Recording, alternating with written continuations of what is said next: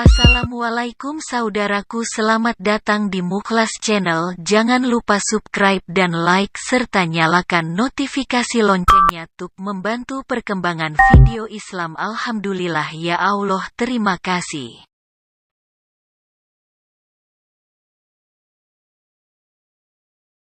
Kisah Nabi Muhammad Sallallahu Alaihi Wasallam. Nabi Muhammad dilahirkan pada tanggal 12 Rabiul Awal tahun Gajah. Ibundanya bernama Aminah binti Wahab dan ayahnya adalah Abdullah bin Abdul Muthalib. Keduanya berasal dari keluarga yang terpandang dan dihormati oleh kaum Quraisy. Nabi Muhammad berasal dari keturunan Nabi Ismail alaihissalam.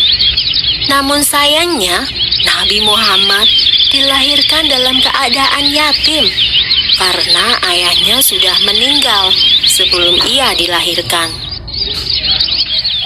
Sesuai dengan tradisi, setiap bayi yang lahir akan dititipkan pada wanita padang pasir untuk diasuh dan disusui. Maka, setelah 3 hari dari kelahirannya, Nabi Muhammad dititipkan kepada Suwaibah, dan setelah itu diasuh oleh Halimah Sa'diyah. Nabi Muhammad diasuh oleh ibu susu hingga usianya 2 tahun.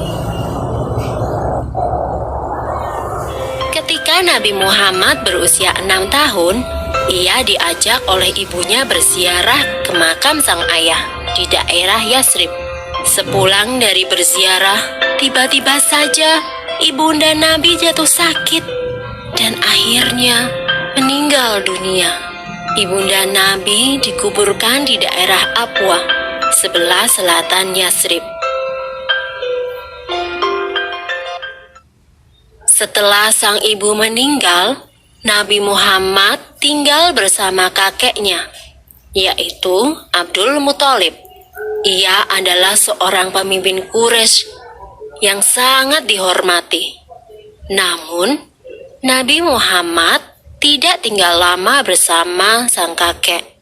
Sekitar 2 tahun kemudian, sang kakek meninggal dunia.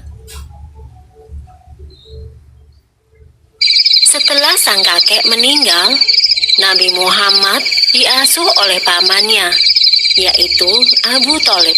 Meskipun bukan keluarga kaya, Abu Thalib mengasuh Nabi Muhammad dengan baik. Nabi pun tumbuh dengan sifat-sifat yang terpuji.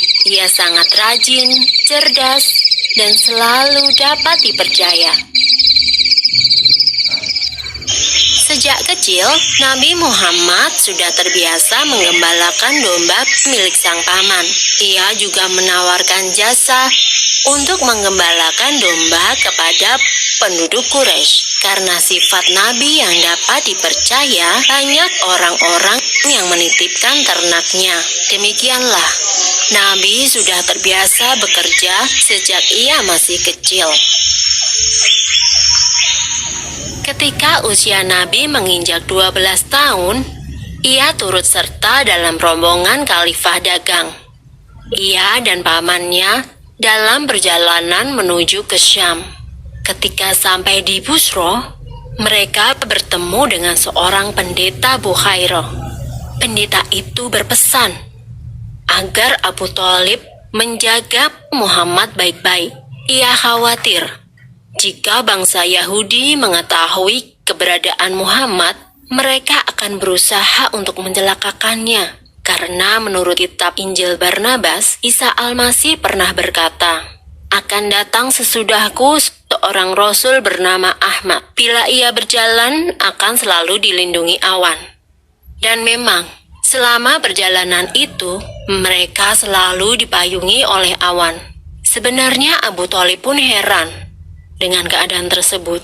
Abu Thalib menuruti saran pendeta Bukhairah itu. Abu Thalib selalu berhati-hati dalam menjaga Nabi Muhammad. Karenanya, Nabi pun tumbuh menjadi pemuda yang istimewa. Ia berbeda dengan pemuda lainnya. Ia tidak pernah makan bangkai, minum khamar atau alkohol, berjudi, berdusta, dan perbuatan buruk lainnya.